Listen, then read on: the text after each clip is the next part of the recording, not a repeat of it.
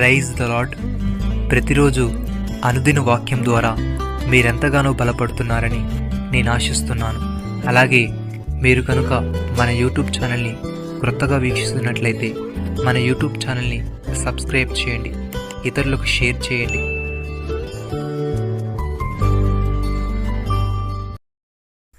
యెహోవా యందే Israel సంతతి వారందరూ నీతిమంతులుగా ఎంచబడిన వారై అతిశయపడుదురు. యెషయా గ్రంథము 45వ అధ్యాయము 25వ వచనము. ప్రియమైన సహోదరి సహోదరులారా, యెహోవాను వెతుకుడి, ఆయన బలమును వెతుకుడి, ఆయన సన్నిధిని నిత్యము వెతుకుడి.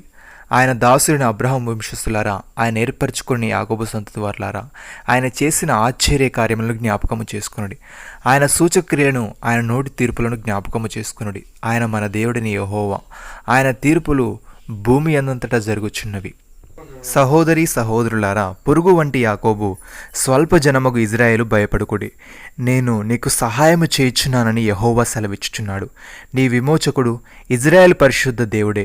కక్కులు పెట్టబడి పదునుగల క్రొత్తదైన నూరుపిండి మ్రానుగా నేను నియమించుచున్నాను. నీవు పర్వతములను నూర్చుదువు, వాటిని పొడి చేదువు, కొండలను పొట్టువలే చేదువు.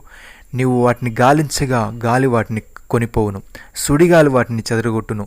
నీవు యెహోవాను బట్టి సంతోషించుదువు, ఇజ్రాయేలు పరిశుద్ధ దేవుని బట్టి అతిశయపడదువు. సహోదరి సహోదరులారా, యెహోవా యందు భయభక్తులు గలవారులారా, ఆయనను స్తుతించుడి. యాకోబు వంశస్థులారా, మీరందరూ ఆయనను గనపరచుడి. ఇజ్రాయేల్ వంశస్థులారా, మీరందరూ ఆయనకు భయపడుడి. ఆయన బాధపడు అని బాధను తృణీకరింపలేదు, దాన్ని చూచి ఆయన అసహ్యపడలేదు, అతనికి తన ముఖము దాచలేదు. వాడాయనకు మొరపెట్టగా ఆయన ఆలకించాను. కీర్తనాకారుడి విధంగా అంటున్నాడు, దేవా, నేను మొరపెట్టగా నా మనవ ఆలకింపుము, శత్రుభయం నుండి నా ప్రాణము కాపాడము. కీడు చేయవారి కుట్ర నుండి, దుష్టక్రియలు చేయవారి అల్లరి నుండి నన్ను దాచుము. ఒకడు కత్తికి పదును పెట్టినట్లు వారు తమ నాలుకకు పదును పెట్టుదురు. యథార్థవంతులను కొట్టవల్లని చాటైన స్థలములలో చేదు మాటలను బాణములుగా సంధించుదురు. వారు భయమేమీ లేక అకస్మాత్తుగా వారిని కొట్టెదరు. వారు దురాలోచన దృఢపరుచుకొందురు. చాటుగా ఉరును నొడ్డుటకు యోచించుచున్నారు. మనల్ని ఎవరు చూచెదరని చెప్పుకొందురు. వారు దుష్టక్రియలను తెలుసుకున్నటకై ప్రయత్నింతురు. వెతికి వెతికి ఉపాయము సిద్ధపరుచుకొందురు. ప్రతివాని హృదయాంతరంగము అగాధము.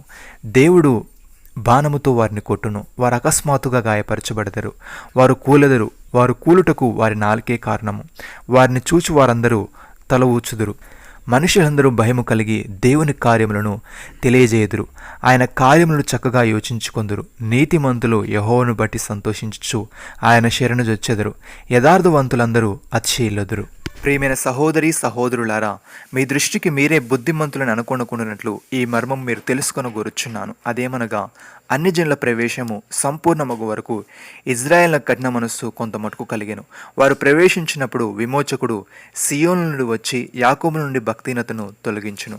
నేను వారి పాపములను పరిహరించినప్పుడు నా వలన వారికి కలుగు నిబంధన ఇది అని వ్రాయబడినట్టు ఇజ్రాయేల్ జనులందరూ రక్షింపబడుదురు. సువార్త విషయమైతే వారు మిమ్మను బట్టి శత్రులుగా గాని, ఏర్పాటు విషయమైతే పితరులను బట్టి ప్రియులై ఉన్నారు. ఏలయనగా దేవుడు తన కృపావరం విషయంలోను పిలుపు విషయంలోను పశ్చాత్తాపడు. నమ్మిన వారు నాతో కలిసి ప్రార్థనలో ఏకీభవించండి. మమ్మల్ని మిక్కిలిగా ప్రేమిస్తున్న మా ప్రియ పరలోకపు తండ్రి, మీరు మాకిచ్చిన ఈ వాగ్దానమును బట్టి మీకు స్తోత్రములు. దేవా, మేము నీ యందు భయభక్తులు కలిగి నిన్ను కీర్తించుచు నిన్ను గణపరచుచు ప్రతి విషయంలోనూ నీకు మొరపెట్టే వారముగా ఉండుటకు సహాయము దయచేయమని, కీడు చేయవారి కుట్ర నుండి, దుష్టక్రియలు చేయవారి అల్లరి నుండి మమ్మల్ని దాచి శత్రుభయం నుండి మాలో ప్రతి ఒక్కరి ప్రాణమును మీరే కాపాడమని ప్రభువైన యేసుక్రీస్తు నామములో ప్రార్థిస్తున్నాము తండ్రి. ఆమేన్.